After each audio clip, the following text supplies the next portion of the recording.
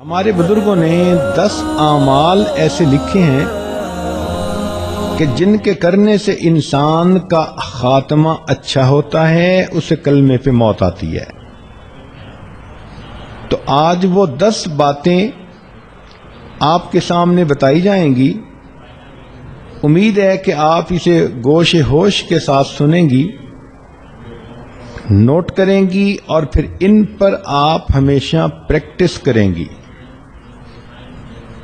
سب سے پہلا عمل جس کے کرنے سے انسان کو آخری وقت میں کلمہ نصیب ہوتا ہے، وہ ہے غیر محرم سے اپنی نظر کو بچانا۔ نبی علیہ الصلوۃ والسلام نے ارشاد فرمایا، النظر سہم من سہام ابلیس، کہ نظر شیطان کے تیروں میں سے ایک تیر ہے، مسموم، زہریلا تیر، من ترکہا مخافتی، جس نے میرے خوف سے اس بری نظر کو ترک کر دیا، ابدلتہ ایمانا، میں اس کو ایسا ایمان عطا کروں گا، یجد حلاوتہ فی قلبہ، کہ وہ اس کی حلاوت کو اپنے دل میں محسوس کرے گا۔ ملا علی قاری رحمۃ اللہ علیہ فرماتے ہیں، وقد وردہ، اور یہ لکھا گیا ہے، ان حلاوت الایمان، کہ حلاوت ایمان اذا دخلت قلبا، جب قلب میں داخل ہوتی ہے، لا تخرج منہ ابدا، پھر وہ قلب سے باہر نہیں نکلتی۔ تو آج اسی مجلس میں یہ نیت کر لیجئے کہ اے پروردگار عالم، آج کے بعد ہم کسی بھی غیر محرم مرد کی طرف کبھی بری نظر نہیں ڈالیں گی۔ اور کئی مرتبہ شیطان دھوکہ دیتے ہیں، آپ بری نظر سے تو نہیں، ویسے ہی دیکھ رہی ہیں۔ ہر ارادے کی نظر جو غیر محرم پر ڈالی جاتی ہے وہ شہوت کی ہی ہوتی ہے، بندہ محسوس کرے یا نہ کرے۔ تو اس لیے یہ نیت کیجئے کہ آج کے بعد ہم نے غیر محرم کی طرف نظر اٹھانی ہی نہیں۔ اس عمل کی وجہ سے آخری وقت میں کلمہ نصیب ہوگا۔ اسی لیے حلاوت ایمان کی علامتیں لکھی ہیں کہ استلذاذ الطاعات، جب دل میں ایمان کی حلاوت آ جاتی ہے تو عبادات کے اندر بندے کو لذت مل جاتی ہے، تلاوت کرنے کو جی چاہتا ہے، نماز پڑھنے کو جی چاہتا ہے، انسان کا عبادت میں، نیکی میں جی لگتا ہے۔ ایثارھا علی جمیع الشہوات، اور تمام قسم کی شہوات کو چھوڑ دینا بندے کو آسان نظر آتا ہے۔ تحمل المشاق فی مرضات اللہ، اور اللہ کی جو پسندیدہ چیزیں ہیں ان کو کرتے ہوئے جو مجاہدہ ہے اس کو برداشت کرنے کی عادت ہو جاتی ہے۔ پھر فرمایا کہ الرضا بالقضاء فی جمیع الحالات، ہر قسم کے حالات میں اللہ کی قضاء پر بندے کو رضا نصیب ہو جاتی ہے۔ تو پہلا عمل تھا بد نظری سے پرہیز۔ یہ بد نظری فزیکلی بھی ہو سکتی ہے کہ آپ پریکٹیکلی کسی مرد کی طرف دیکھیں، اور یہ ٹی وی کی سکرین پر بھی ہو سکتی ہے کہ آپ ٹی وی کی سکرین پر کسی غیر مرد کو دیکھیں، بات برابر ہی ہے۔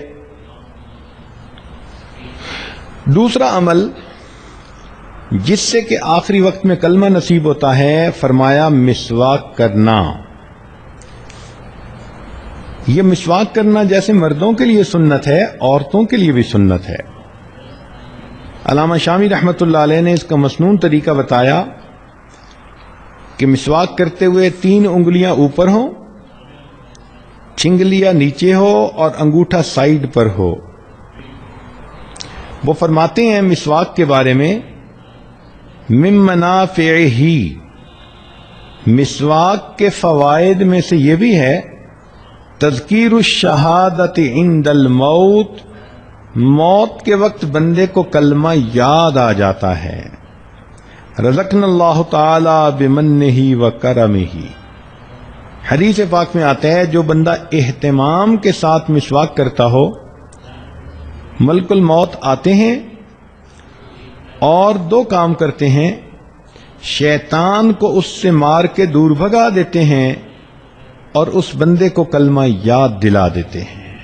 یہ کتنا بڑا انعام ہے کہ ملک الموت ہی بندے کو یاد دلا دیں کہ تیرے جانے کا وقت قریب آ گیا۔ تو مسواک کی بھی پابندی کریں۔ تیسرا، ایمان پر شکر ادا کرنا کہ ہم نے کلمہ پڑھا، ہم مسلمان ہیں، اب اس ایمان پر ہم اللہ رب العزت کا شکر ادا کریں کہ اللہ تیرا شکر ہے تو نے ہمیں ایمان کی دولت عطا فرمائی۔ اس کی اصول یہ ہے لئن شکرتم لازیدنکم، اللہ تعالیٰ فرماتے ہیں اگر تم میری نعمتوں کا شکر ادا کرو گے ہم اپنی نعمتیں تمہیں اور زیادہ عطا کریں گے۔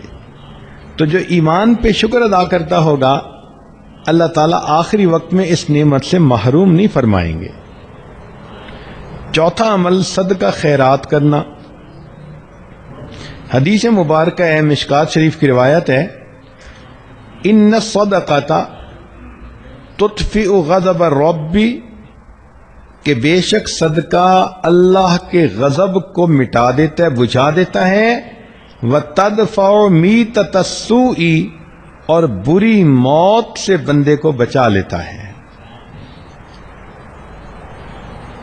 ملا علی قاری رحمۃ اللہ فرماتے ہیں کہ ای تمنع انزال المکروہ والبلاء فی الحال، کہ یہ عام حال میں مصیبتوں سے اور ناپسندیدہ احوال سے بندے کو بچاتا ہے، وتدفع سوء الخاتمۃ فی المآل، اور موت کے وقت بری موت سے بندے کو بچا لیتا ہے۔ تو صدقہ خیرات جتنا بھی ہو اللہ کے راستے میں کریں، اپنے خامن سے اجازت لیں۔ ضروری نہیں ہوتا کہ ایک بندہ $10,000 نکالے تو اس کو صدقہ کہتے ہیں۔ آپ نے $1 بھی اللہ کے راستے میں اگر نکالا تو اس پر بھی صدقے کا ثواب ملے گا۔ حدیث پاک میں آتا ہے کہ قیامت کے دن کچھ ایسے بھی خوش نصیب ہوں گے، ایک مٹھی جو اللہ کے راستے میں خرچ کرنے پر اللہ ان کو جنت عطا فرما دیں گے۔ پانچواں، اہل اللہ کے ساتھ بیعت کا تعلق ہونا، قلبی تعلق ہونا، ان کی صحبت نصیب ہونا۔ اس کی وجہ یہ کہ اللہ رب العزت کے پیارے حبیب صلی اللہ علیہ وسلم نے فرمایا ہم رجال لا یشقى جلیسہم، یہ وہ لوگ ہیں کہ جن کے پاس بیٹھنے والا کبھی بدبخت نہیں ہوتا، اور بدبخت تو وہی ہوتا ہے کہ جس کو آخری وقت میں کلمہ نصیب نہ ہو۔ تو اس حدیث پاک سے بھی ثابت ہوتا ہے کہ اس تعلق کی وجہ سے اللہ رب العزت آخری وقت میں کلمہ نصیب فرما دیتے ہیں۔ حضرت مفتی محمد شفیع رحمۃ اللہ علیہ فرماتے ہیں کہ میں نے مولانا روم رحمۃ اللہ علیہ کا شعر پڑھا، یک زمانہ صحبت با اولیاء بہتر از 100 سال اطاعت بے ریا، کہ اللہ والوں کی تھوڑی دیر کی صحبت 100 سال کی بے ریا عبادت سے بہتر ہے۔ تو فرماتے ہیں کہ میرے ذہن میں ایک سوال پیدا ہوا کہ اگر 100 سال کی عبادت سے بہتر ہے یہ کہتے تو ماننے والی بات تھی، مگر انہوں نے تو فرمایا کہ 100 سال کی بے ریا عبادت سے بہتر ہے۔ چنانچہ میں نے حضرت تھانوی رحمۃ اللہ کی خدمت میں عرض کیا کہ حضرت یہ شاعر لوگ بہت افراط و تفریط کے مرتکب ہوتے ہیں، مجھے لگتا ہے کہ مولانا روم رحمۃ اللہ علیہ سے بھی اس پوائنٹ پر کچھ ایسا ہی معاملہ ہوا کہ انہوں نے فرمایا کہ اہل اللہ کی ایک لمحہ کی صحبت 100 سال کی بے ریا عبادت سے بہتر ہے۔ تو حضرت تھانوی رحمۃ اللہ علیہ نے فرمایا کہ اس شعر کو میں پڑھوں؟ جی حضرت پڑھیں۔ تو حضرت نے پڑھا، یک زمانہ صحبت با اولیاء بہتر از 1,00,000 سال اطاعت بے ریا، کہ اہل اللہ کی ایک لمحہ کی صحبت 1,00,000 سال کی بے ریا عبادت سے بہتر ہے۔ تو میں نے کہا کہ حضرت 100 سال مجھے سمجھ نہیں آ رہے تھے، آپ نے تو الٹا 1,00,000 سال کی بات کر دی۔ تو پھر حضرت نے اس کا تحقیقی جواب دیا، فرمایا کہ دیکھو کوئی بندہ 1,00,000 سال کی عبادت کر لے، کیا اس کے پاس گارنٹی ہے کہ اس کو کلمے پہ موت آئے گی؟ میں نے کہا نہیں۔ فرمان لگے ہمارے سامنے شیطان کی مثال موجود ہے کہ اس نے زمین کے چپے چپے پہ سجدے کیے، لاکھوں سال اس نے اللہ کی عبادت کی، لیکن آخری وقت میں اللہ کے دربار سے دھتکار دیا گیا اور یہ مرتد بن گیا۔ بلم باور کی مثال ہے، 300 سال اس نے عبادت کی تھی، لیکن آخری وقت میں اس کا انجام برا ہوا، قرآن مجید میں موجود ہے۔ تو معلوم ہوا کہ جتنی مرضی کوئی عبادت کر لے، انجام کے بارے میں کوئی گارنٹی نہیں دی جا سکتی۔ تو حضرت نے فرمایا کہ دیکھو یہاں تو اللہ کے پیارے نبی صلی اللہ علیہ وسلم گارنٹی دے رہے ہیں، ہم رجال لا یشقا جلیسہم، کہ یہ وہ لوگ ہیں کہ جن کے پاس بیٹھنے والا بدبخت نہیں ہوتا، یعنی آخری وقت میں کلمے سے محروم نہیں کیا جاتا۔ تو پھر تو ان کی ایک لمحے کی صحبت واقعی 1,00,000 سال کی عبادت پر فضیلت رکھتی ہے۔ چھٹا عمل جس کی وجہ سے انسان کو آخری وقت میں کلمہ نصیب ہوتا ہے کہ اللہ تعالیٰ فرماتے ہیں کہ یحبہم و یحبونہ، اللہ ان سے محبت کرتا ہے، وہ اللہ سے محبت کرتے ہیں۔ آپ اپنی زندگی میں اللہ سے محبت کریں، محبت کی حرارت آپ کو دل میں محسوس ہو، اللہ کے لیے کھائیں پئیں سوئیں جاگیں، زندگی کا ہر کام اللہ کے لیے کریں، اللہ کو یاد کریں، راتوں کی تنہائی میں دعائیں مانگیں، لو لگا کے بیٹھیں۔ جیسے بندے کو محبت کی وارمنس فیل ہوتی ہے، ایسے اللہ رب العزت کی محبت کی وارمنس کو فیل کریں۔ ہمارے مشائخ نے لکھا ہے کہ جو شخص دنیا میں اللہ رب العزت سے محبت کرے گا، اللہ تعالیٰ آخرت میں اس کو اپنے دشمنوں کی قطار میں کبھی کھڑا نہیں فرمائے گا۔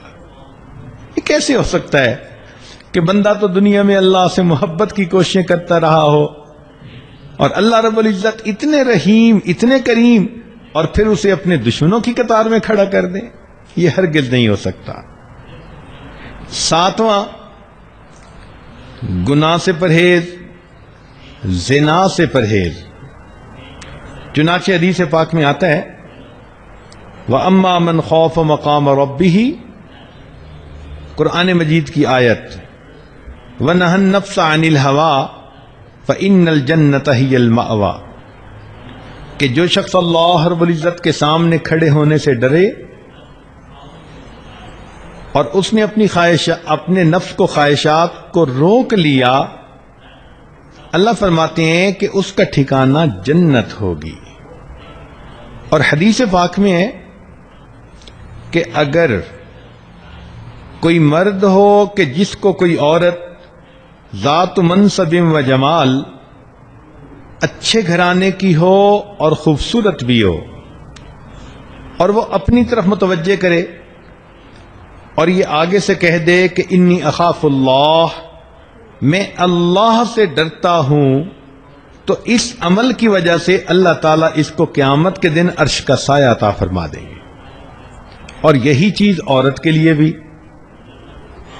کہ اگر کسی عورت کو کوئی مرد اپنی طرف متوجہ کرنے کی کوشش کرے، گناہ کے راستے پہ گھسیٹنے کی کوشش کرے اور یہ کہہ دے کہ میں اللہ رب العزت سے ڈرتی ہوں، اس عمل کی وجہ سے اللہ تعالیٰ اس کو قیامت کے دن عرش کا سایہ عطا فرمائیں گے۔ شاید ہی کوئی عورت ہو، لڑکی ہو، جس کو اپنی زندگی میں قریب کے لوگوں میں سے کسی نہ کسی کی طرف سے ایسا اشارہ نہ ملا ہو۔ تو اگر کوئی ایسی کوشش کرے تو اس کا ایک جواب انی اخاف اللہ، میں اللہ سے ڈرتی ہوں۔ کوئی فون کے ذریعے رابطہ کرتا ہے، خط کے ذریعے رابطہ کرتا ہے، کسی رشتہ داروں کی محفل میں محبت بھری نظریں ڈال کر اپنی طرف متوجہ کرنے کی کوشش کرتا ہے، مسکراہٹ کے ذریعے اپنی طرف متوجہ کرنے کی کوشش کرتا ہے. یہ سارے عمل ایک ہی مقصد کے لیے ہوتے ہیں کہ گناہ کا تعلق ہو جائے. تو اگر کوئی بھی ایسی انویٹیشن کسی کی طرف سے ہو اور عورت آگے سے کہہ دے دل میں کہ انی اخاف اللہ، میں اللہ سے ڈرتی ہوں، اور اپنی عزت کی حفاظت کر لے، اللہ تعالی موت کے وقت اس کو کلمے پہ موت عطا فرمائیں گے. 8واں عمل، اذان کے بعد دعا پڑھنا. چنانچہ جب اذان ہوتی ہے تو سنت یہ ہے کہ مؤذن جو کہہ رہا ہے وہی کہتے رہیں،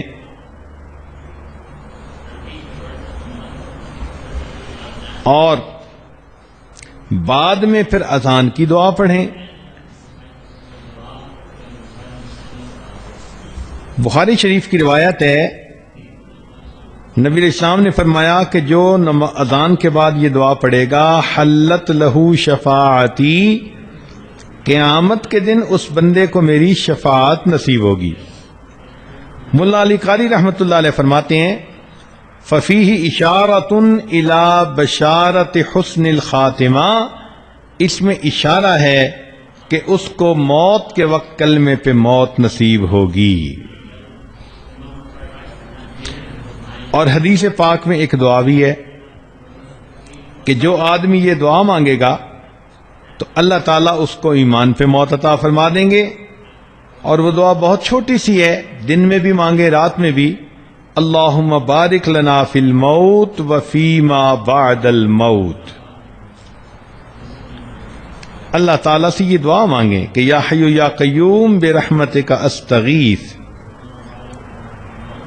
کلمے کی کثرت کریں، اس لیے کہ زندگی میں جو عورت کلمے کی کثرت کرے گی، ہر وقت اپنی زبان پہ لا الہ الا اللہ، لا الہ الا اللہ، لا الہ الا اللہ پڑھتی رہے گی، تو پھر آخری وقت میں اس کلمے کا پڑھنا اس کے لیے آسان ہوگا. خواجہ فرید الدین عطار رحمۃ اللہ علیہ فرماتے ہیں،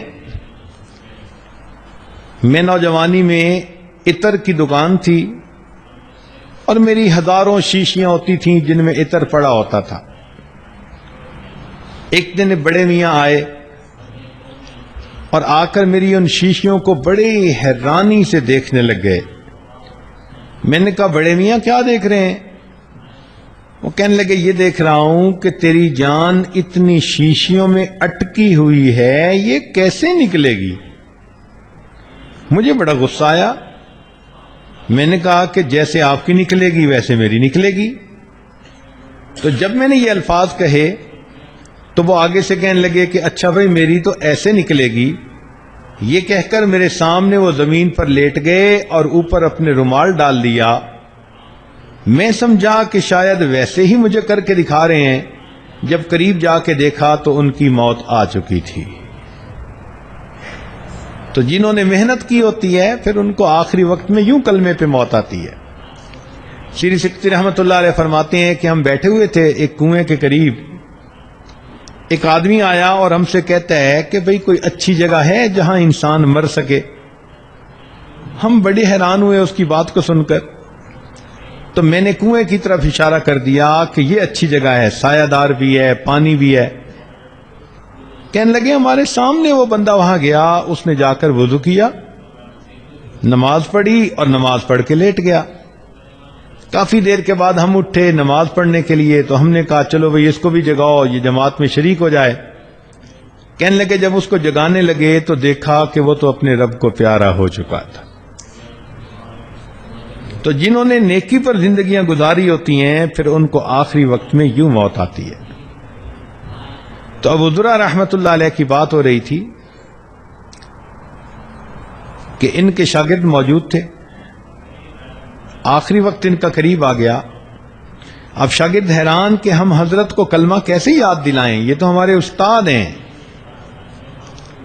تو انہوں نے سوچا کہ جس حدیث مبارکہ میں کلمے پہ موت آنے کی بشارت ہے، ہم اس کی روایت پڑھتے ہیں ان کے سامنے تو خود بخود یاد آ جائے گی۔ تو انہوں نے وہ روایت پڑھنی شروع کر دی۔ جیسے ہی انہوں نے ان فلاں کی بات کہی تو کہتے ہیں کہ حضرت نے وہ حدیث خود پڑھنی شروع کر دی، اور پڑھتے پڑھتے جب انہوں نے کہا من کان آخر کلامہ لا الہ الا اللہ، تو الا اللہ کے لفظ کہنے پر ان کی روح نکل گئی اور وہ اللہ کو پیارے ہو گئے۔ علماء نے لکھا ہے کہ انہوں نے پریکٹیکلی دکھا دیا کہ جس کا آخری لفظ لا الہ الا اللہ ہوتا ہے وہ پریکٹیکلی جنت کے اندر داخل ہو جاتا ہے۔